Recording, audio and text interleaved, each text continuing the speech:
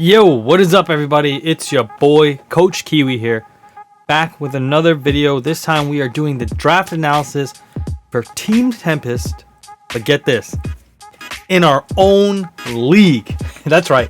Our boy Bishmi and I decided that we wanted to create and host our own draft league.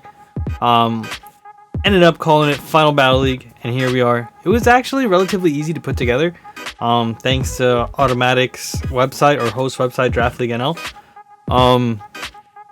The team you see on the screen, yeah, hard to believe, but it's my team. I was actually able to draft 7 legendaries over 11 rounds. The 11th Mon, or the 11th round pick, wasn't necessary. It was a point system where we had 120 points, so you could end up with 10 as long as you use up your points technically. But I opted for 11. My team is uber overpowered, and I'm not going to go into super detail just because I don't want to give away too many of my strats. But we're going to talk about each mon just very quickly or briefly, and we're going to go through each round. So for round 1, we picked up Zeraora. Now, this wasn't my primary or my first pick. I was trying to pick up the Tornadus Therian. I wanted the Regenerator core with the Tornadus, Slow King, Mian Shao, and Tangrowth. I thought it would be fun to just troll people with it, being honest. But I ended up picking up Zeraora, and I actually am excited for this pick, believe it or not, in the end. Just because Zeraora is so versatile. It could be a physical or a special attacker. It has access to fire, flying, fighting, dark, fairy, electric, normal. 7 different typings. So there's a lot of coverage on this mon. It is probably, I'd say, the fastest swinging mon in this league this season. Season 1. Other than a Selgar, but I don't think it's as much of a threat as Zeraora, obviously. So definitely look forward to using this mon. I've seen so many different sets with this mon. I've seen setup, I've seen fast sweeper, scarf, I've seen like a chipping, like band one, like it's crazy. But definitely want to use this ASAP. Round 2, the round 2 pick, our beast Celesteela. It's got incredible base stats, over 100 for the defense, special attack, and SPDEF, I think. A great move pool as well. It's got access to things like Toxic, Flamethrower.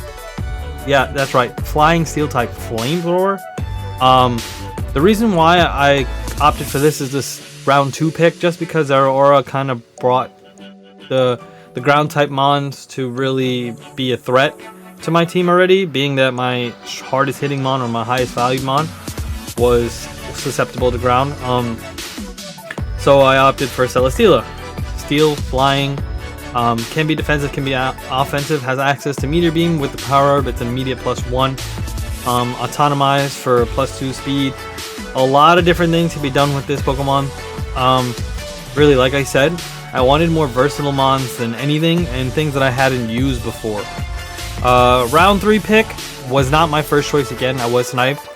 I wanted Urshifu Rapid Strike as my water fighting type, just because I like the move pool more than Keldeo. Urshifu Rapid Strike has access to the punches, Thunder, Ice, Fire, I think, and like Poison Jab. Has Drain Punch, all of those being very, very nice. Keldeo's base physical attacking stat is pretty low, I think around 70, but its special around 130 or 129, something like that, is pretty good. A Stab Hydro Pump from this thing will hurt if we bring it specially offensive or special offensive. So definitely want to look out for that. It also has the momentum play. Oh, I forgot to mention, Zeraora is also a good choice just because of the Volt Switch. And Keldeo having Flip Turn, very awesome. It's always good to have some potential momentum. Keep your opponent on their toes. They don't know what you're going to click. Not easily as easily read. Round 4, we moved on to our very own ground type. And this is actually one of the first seasons that I was able to pick up or draft a good dragon type on my own. Most of the time when I've played with a decent dragon type, it was actually teams where I was a replacement coach, being like Kyrium and stuff. So picking up this thing was definitely different for once. I can't wait to use this thing. I really got punished by the regular Zygarde in Automatics Draft League World Qualifier Showdown tourney. I made it to like round 4 or 5 in the loser bracket. Lost to a Coil sub Zygarde.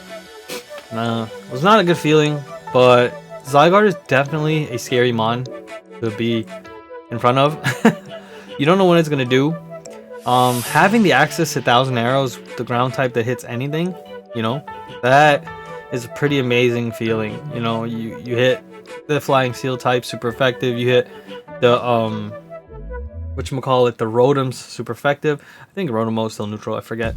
But it's definitely a really nice feeling to be able to just click 1,000 arrows or the ground type attack without worrying. And knowing that you'll at least get some chip and the turn was for naught. Definitely awesome. It's super fast. Like, if you guys look so far, my team is relatively fast, you know, with Zeraora, Keldeo, Zygarde, Entei, and Cryogonal and Whimsicott all being over base 100. I think 116, 110, or 115, 143 on Zeraora, 110 on Keldeo, like 115 on Zygarde. Like, this team is pretty fast. I definitely like that. That being said, I don't want to forget to mention that one of the things I do lack, I think, is missing the hazards. I have nothing besides Stealth Rock, but I have access to Stealth Rock on 3 different mons, which is okay in the end. You know, Mass Spirit, Blissey, and Diancie, but it's not like optimal. You know, there's sometimes the poison really works to your advantage if you get a toxic spike down. Sometimes their team is really susceptible to ground, so spikes does work. I don't have any of that. I do have 3 defogger or spinners. Well, 3 different options. I do get defog and rapid spit on Cryogonal, and just defog on Whimsicott, the prankster defog. If they switch into dark type, then I'm effed, but it is what it is. Let's move on to round 5. After picking up my dragon type, I sought a decent fairy type, and I felt that I had a lot of offense, so now I looked more towards defense. Diancie has base 150 in both defensive stats, so that's pretty freaking awesome.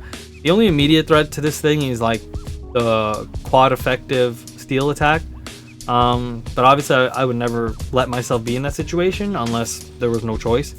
And it has access to its own mon specific moves like Diamond Storm, which is a base 100 attack stab move. Definitely not something to be wary of if you're facing this thing, or definitely something to be wary of, sorry, or not to take lightly if you're against this thing. It is potentially scary. It can be a setup mon as well. Never use this thing, so I don't know what or how really to play it, but I've seen its move pool. It's pretty good. Entei, what, like round 6? This season in Pack Gmax I picked up Cinderace for the first time, and having these huge fire type Pokemon is freaking nuts. Like, I mean, it's not no Pyro Ball, but being able to swing a Choice Banded Sacred Fire, 50% chance to burn, that's critical. Getting a bird on something physically or physical attacking mon can really just like, or just nerfing that mon can really change the game. And 50% chance is as high as it gets when it comes to that kind of ratios.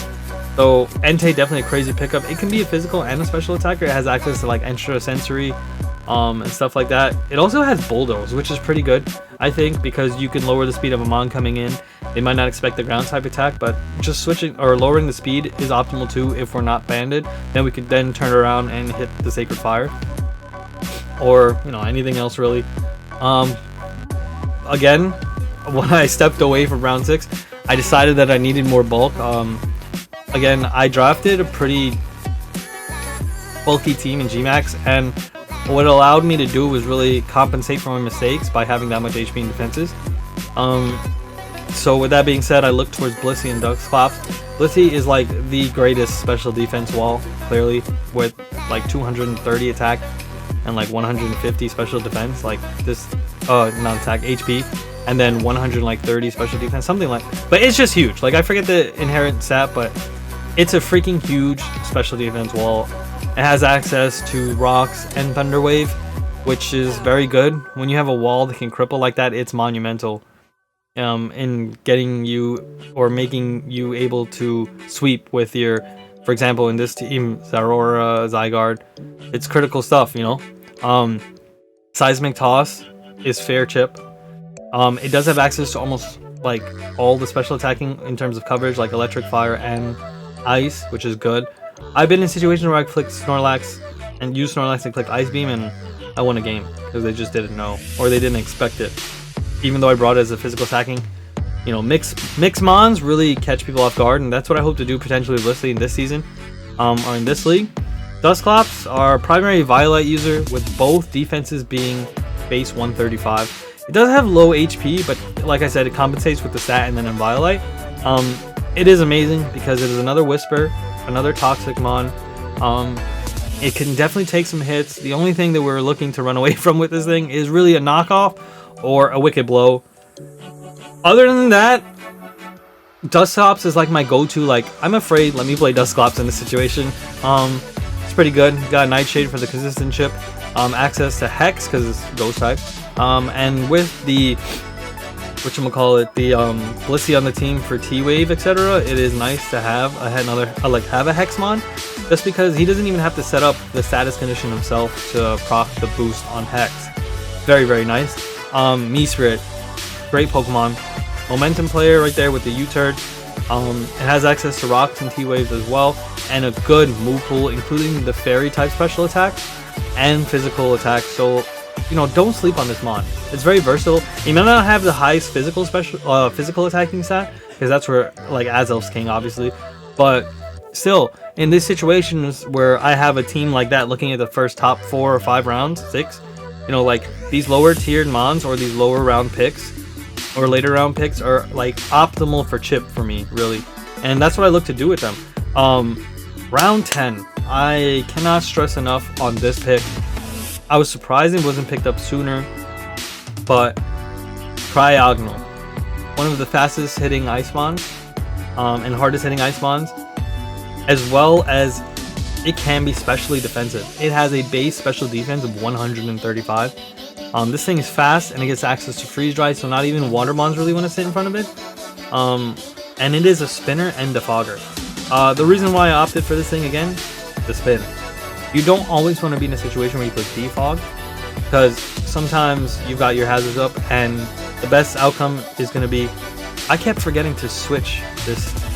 I just realized, guys, I forget to move through. So there's Keldeo, Zygarde, Yancey, Entei, Blissey, Dusclops, Meesprit, and then Cryogonal.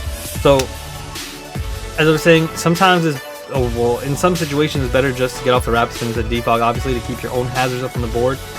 It's important. Breaking Sashes, breaking Sturdies, sometimes it forces somebody to play a different way. You just want to be able to stress your opponent, you know? Put them in a very stressful situation, force them to make a mistake, maybe. And having access to spin is definitely one of those things that I think every team should have. Like I said, my team lacked when it came to hazards, both setup and removal. Some of these guys have mons that all have access to hazards, and that's stressful in itself, because you don't know what type of set they're running on the mon. You don't know how they plan to play it. They could be mixed. I've seen Bishmi literally bring 3 attacks and then Stealth Rock. Like on an offensive mon. He's like, oh yeah, he gonna run from this? I'm hitting Stealth Rock. You know, so you don't know what to expect. The only thing I didn't like was that as a defogger or spinner, you come into rocks hit it hard because it is super effective technically. The chip is bigger. That's one thing that sucks, and I don't want to run I wouldn't really run this thing boots. Maybe, it depends. But yeah, moving on to our last pick, and I'm actually not going to forget to move this one. Whimsicott. I do like this thing. Excuse me. I do like this thing because it's based like 116 speed and it has access to Prankster. Priority status moves are awesome. You know, the shields reflect light screen, defog, tailwind, really awesome to have. I don't think I really need the tailwind, but it's always good to have it just in case. You know, in a situation where Scarf is obvious, I can, you know, tailwind and then do some weird-ish, get rid of the Whimsicott, and then bring in something that I know is faster now without a Scarf, and I don't have to switch out if they switch out of their Scarf now, because I was never choice locked, which is pretty good, I think.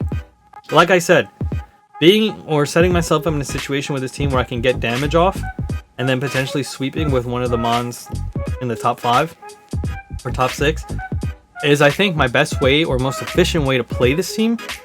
The only thing, or the second thing I didn't like was picking up a double fairy type, but in retrospect, picking up 2 fairy types might not be the end of the world, just because one fairy is like huge defense and one is like more offensive utility.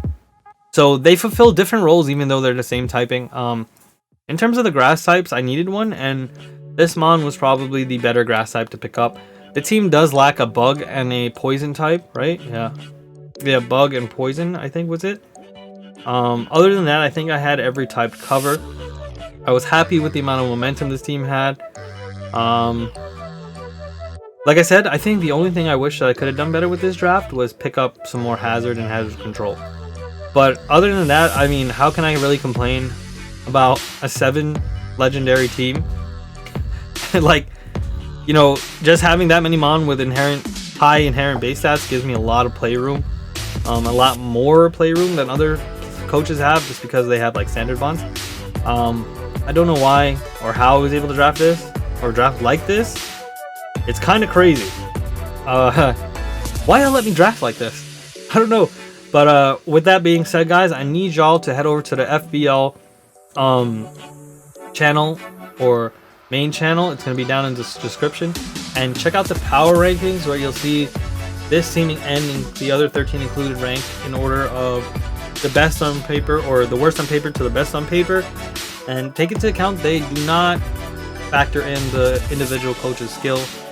It's just literally, you know, taking into account speed control, offense, defense, hazard control.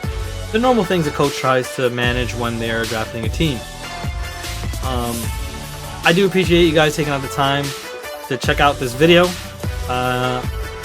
Stay tuned and look forward to the first battle against Coach Inoue and the Brooklyn Mantex this week. With that being said, see you next time. Team Tempest out.